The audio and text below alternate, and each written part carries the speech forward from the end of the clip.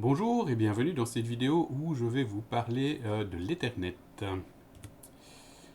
Alors, Ethernet n'est pas un seul protocole, en fait c'est un ensemble de protocoles et de normes que vous allez retrouver en fait sous le nom IEEE 802 et en particulier 802.2, 802.3. Je vous donne les informations. Je vous ai déjà expliqué en classe, donc toutes ces informations sont très utiles si un jour vous voulez aller plus loin dans le détail. Donc globalement, la norme IEEE 802 concerne en fait tout déploiement de réseaux numériques locaux ou métropolitains à liaison filaire ou sans fil. Et dans le cadre d'Ethernet, nous allons particulièrement regarder la norme IEEE 802.2 qui décrit la sous-couche Logical Link Control, donc la couche LLC, et la 802.3 qui est une spécification pour l'implémentation des réseaux locaux à liaison filaire. Donc filaire, ça peut être cuivre ou fibre. Juste pour info également, si vous avez besoin d'informations sur le Wi-Fi, c'est toujours le IEEE 802, mais c'est la norme 802.11 qu'il faudra aller voir.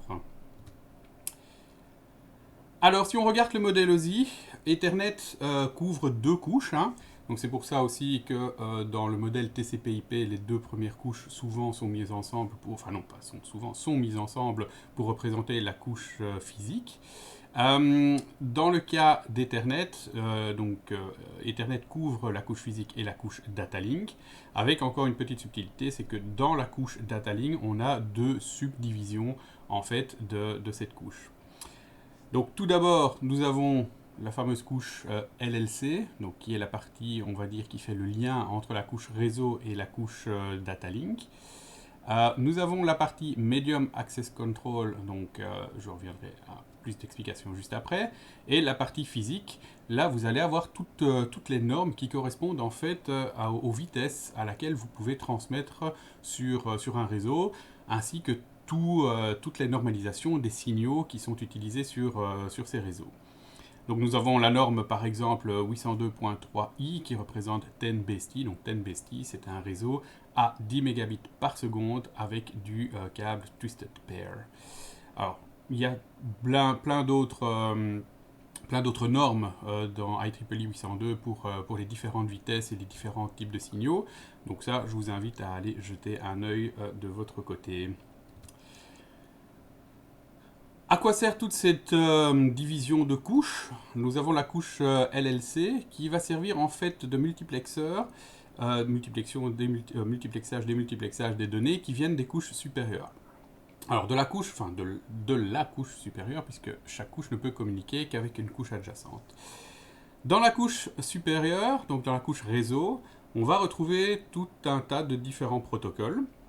Et il se peut à un moment donné que via différents protocoles, on ait besoin d'un accès sur la carte réseau.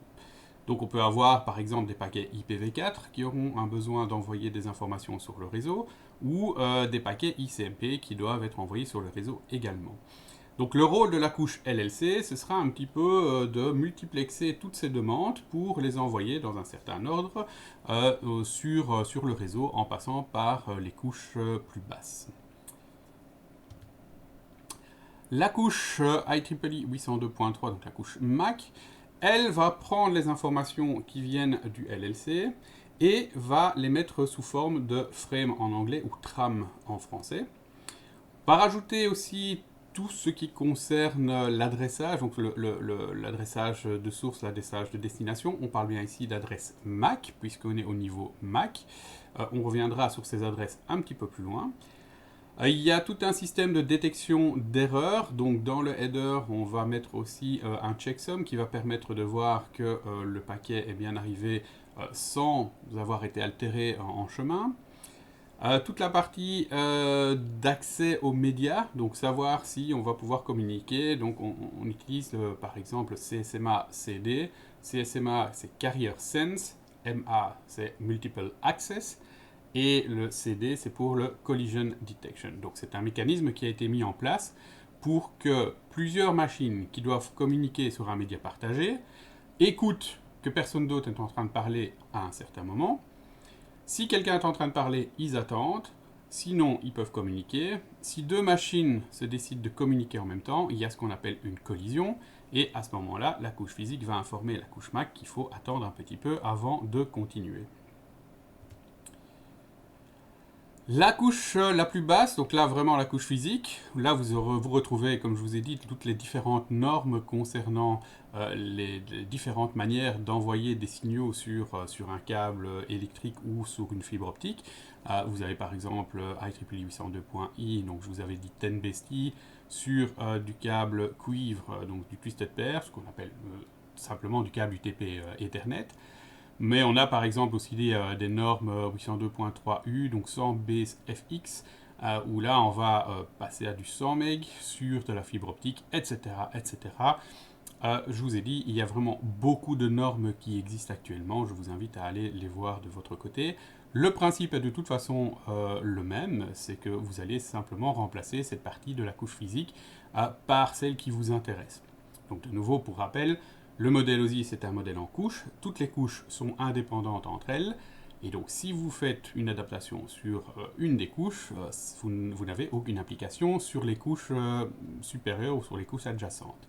Donc, dans le cas ici de la couche physique, si vous décidez de travailler en 10 MB, en 100 MB, en gigabits sur de la fibre ou sur du cuivre, eh bien, vous ne changez que cette partie-là de l'aspect du modèle OSI.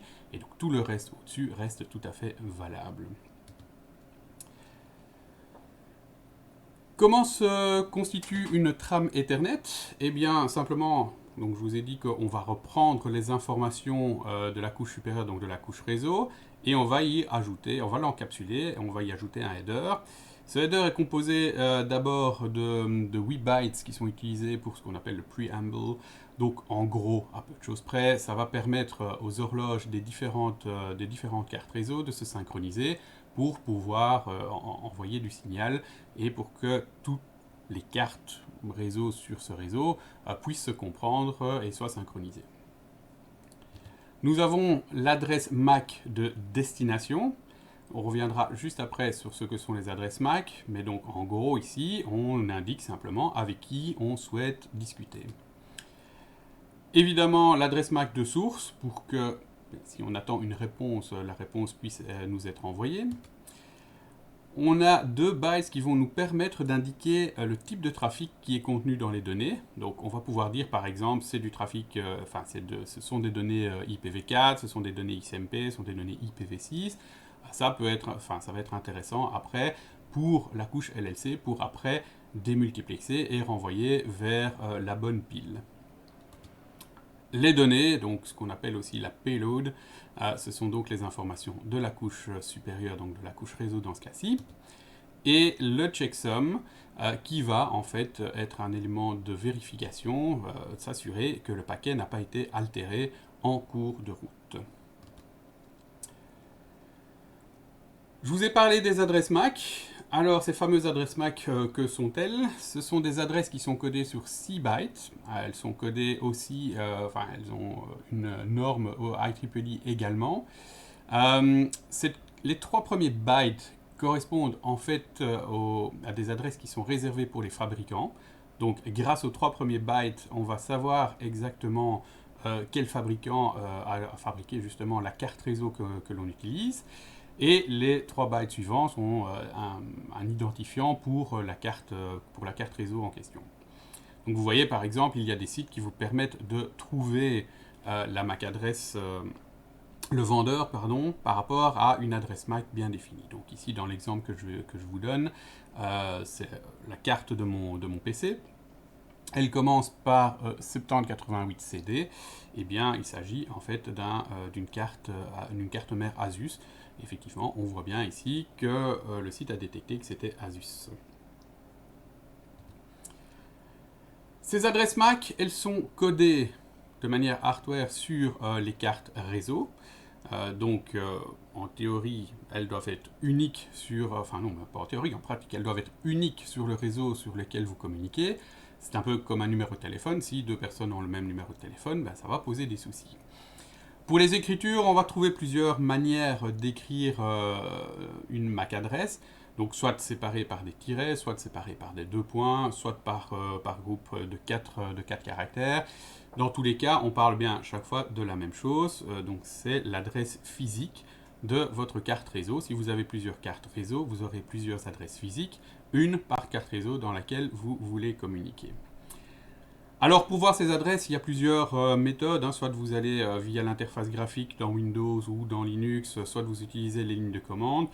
Ici, dans ce cas-ci, je vais simplement vous montrer à quoi ça correspond sous Linux. Si je prends d'abord l'interface graphique, je vais aller prendre par exemple ici donc, la connexion filaire. Voilà, je demande les paramètres et je vois ici l'adresse matérielle, la 80027A2EB02. Alors évidemment, ce n'est pas tout à fait celle que vous voyez dans l'exemple, puisqu'ici je suis sur une machine virtuelle, tandis que la carte réseau que je vous ai montrée dans l'exemple était la carte de mon PC physique en fait. Donc là, vous trouvez cette adresse matérielle. Vous pouvez également trouver ces informations en utilisant les lignes de commande. Les commandes en question, je ne vous les explique pas dans cette vidéo-ci, ce n'est pas le but. Voilà, donc ici, j'ai demandé de voir les informations IP de l'interface ENP0S3 et j'ai les informations ici de la MAC adresse. Donc 080027A2EB02, c'est bien la même MAC adresse.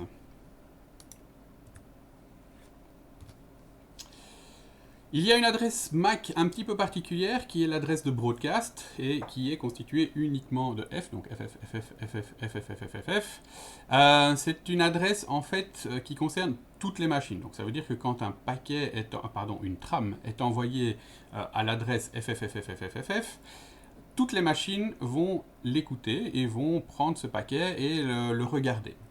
Donc c'est particulièrement utile évidemment pour certains protocoles comme ARP qui va justement chercher à trouver un lien entre une adresse IP et une MAC adresse et qui va d'abord s'adresser à toutes les machines sur le réseau.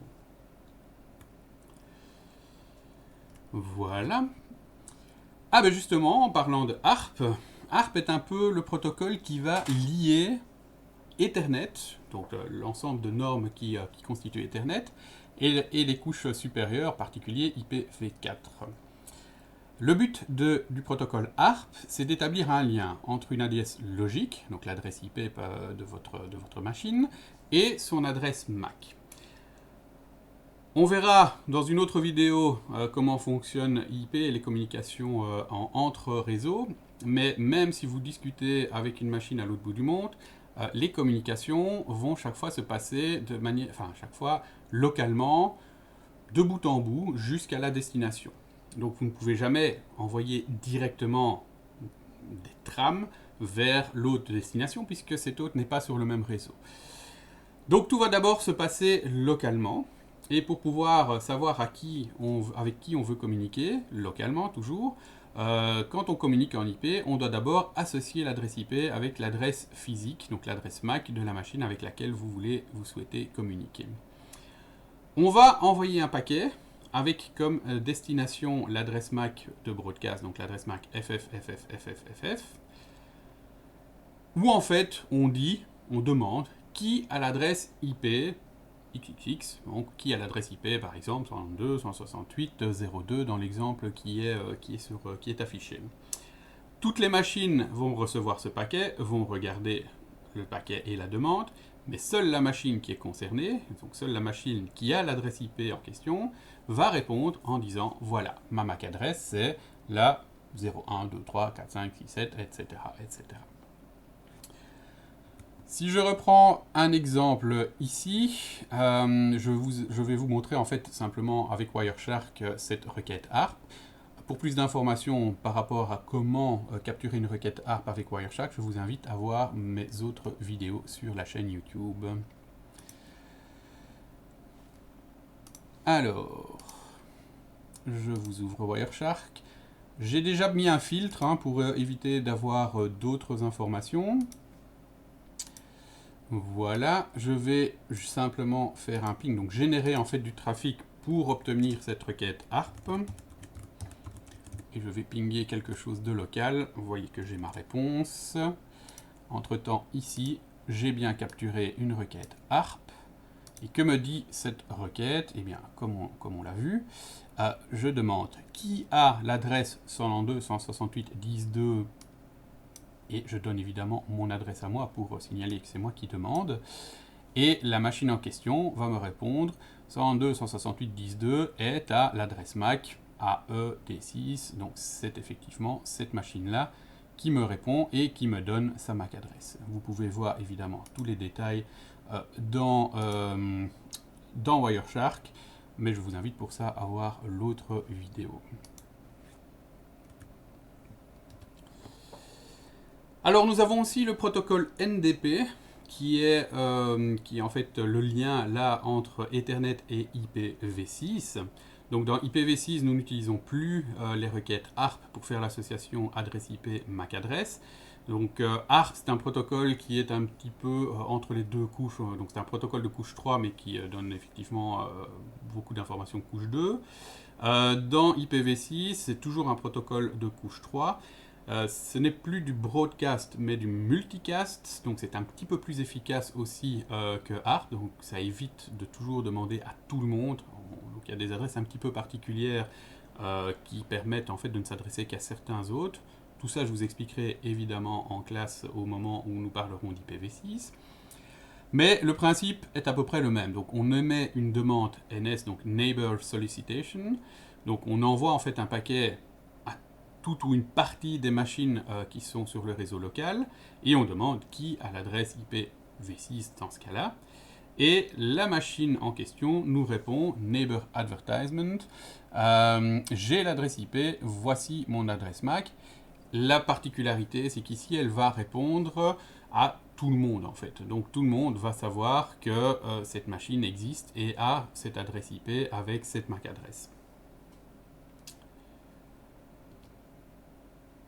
Les hubs, le coax, les hubs et les switches. Donc, à l'origine, Ethernet a été pensé par Bob Metcalfe. C'était un principe de fonctionnement sur un câble coax. Alors au tout début c'était simplement une réflexion qu'avait Bob Metcalfe, mais finalement ça a été constitué, ça a été créé comme ça. Donc à l'origine l'Ethernet, le trafic se passait sur un câble coax comme médium de communication. Alors c'est donc un média qui était partagé, puisque toutes les machines étaient connectées sur le même câble coax. Et ça ressemblait un petit peu à ça, donc c'est une topologie, ce qu'on appelle une topologie en bus. Donc vous avez ce câble qui passait un petit peu partout dans les bureaux et chaque PC allait se connecter sur ce câble à l'aide d'un T. Alors, puisque le médium est partagé, forcément il y avait beaucoup de collisions. À partir du moment où une machine voulait parler et qu'une autre machine parlait en même temps, il y a des collisions. Plus il y avait de machines, plus il y avait de risque d'avoir de collisions. Donc c'était approprié pour des réseaux de peu de machines, et c'était aussi plus approprié pour des courtes distances. Donc plus la distance était longue, plus on avait de problèmes sur ce genre de réseau. Plus tard, on est passé au hub. La raison pour ça, c'était d'éviter d'avoir des problèmes sur le réseau. Donc on a ce fameux câble continu qui passait de bureau en bureau. S'il y avait un problème quelque part, donc l'âme du câble, le centre du câble coax, je suppose que vous avez tous vu déjà un câble coax comme celui qui connecte votre télé par exemple, si ce câble cassait, eh bien la communication était perdue, on coupait le réseau en deux, et on avait vraiment beaucoup de problèmes sur le réseau, et c'était très difficile de savoir où se situait justement ce problème.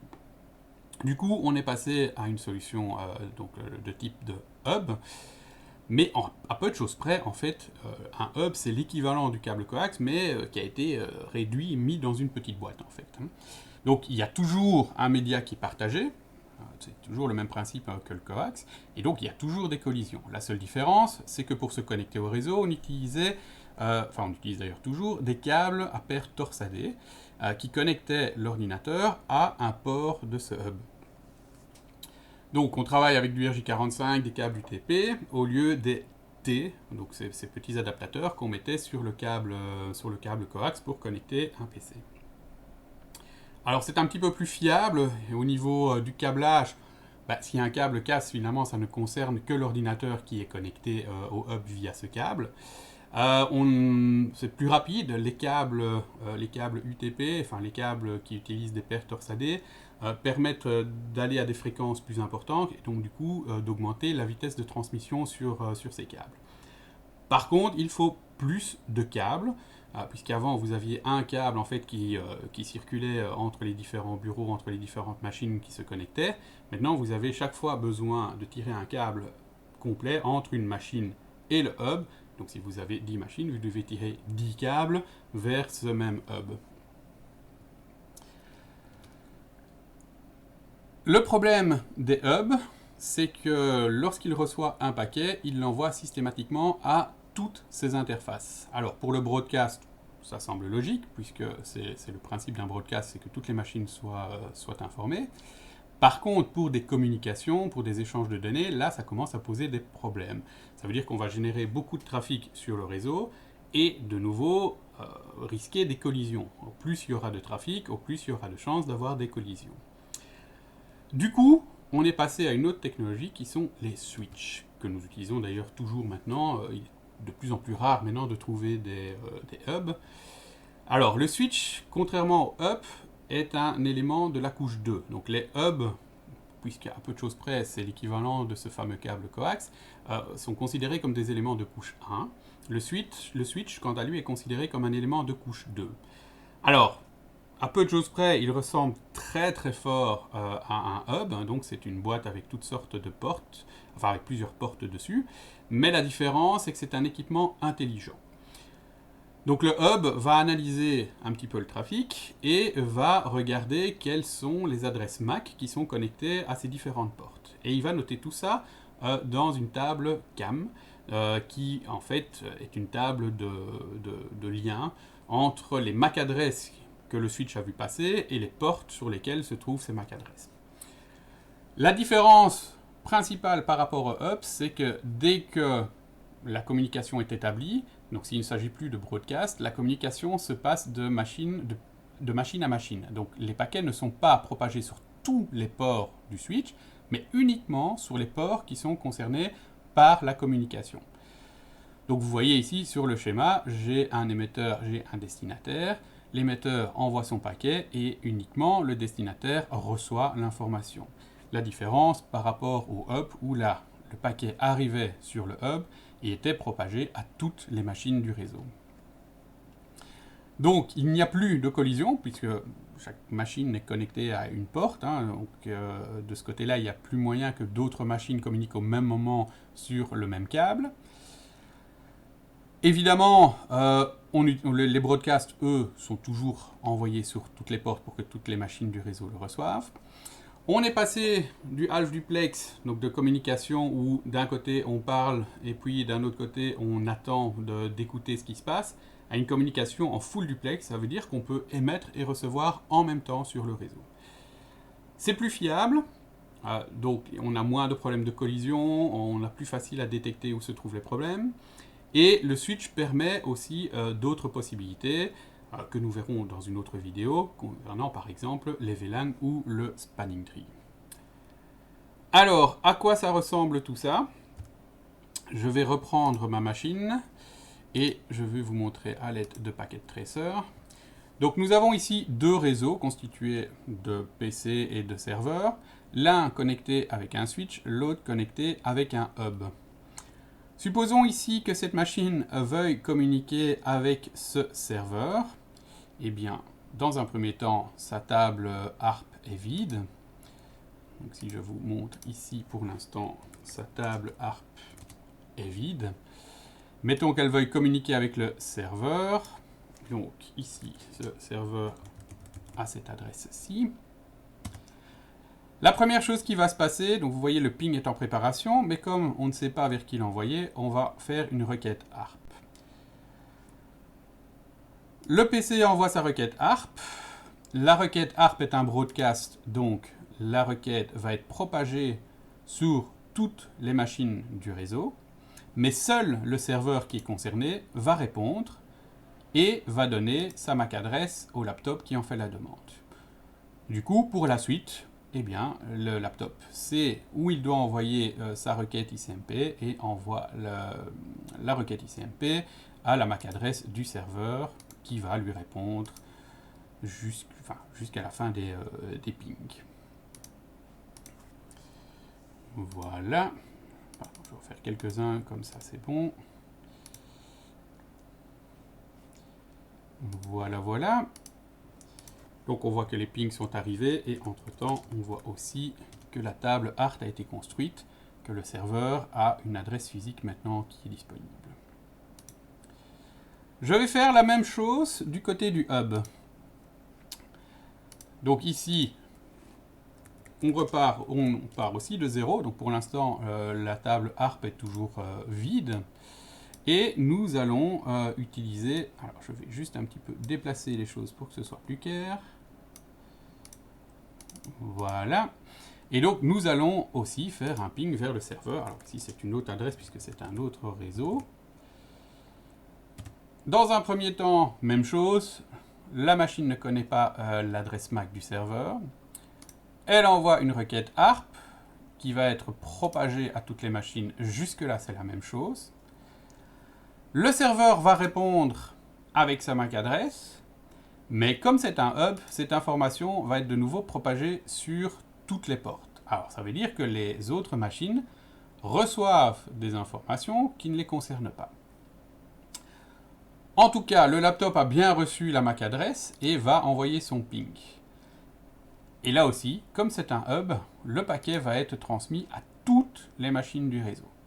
Donc là, ça veut dire que le paquet qui était destiné uniquement au serveur va aussi être envoyé et écouté, enfin en tout cas entendu par les autres machines du réseau. Donc on génère beaucoup de trafic pour rien, et d'un autre côté, on a beaucoup plus de risques de collision. Les réponses, même chose, le serveur répond, et là aussi, c'est de nouveau propagé sur toutes les interfaces. Alors, on peut encore en faire quelques-uns comme ça. Voilà. Donc, le résultat, au final, on a bien reçu les réponses quand même. On a bien créé la table ARP, donc nous avons bien aussi maintenant l'adresse MAC du serveur qui est associée à l'adresse IP du serveur. Mais dans la pratique, on risque d'avoir des collisions et d'avoir donc un réseau qui sera moins fiable.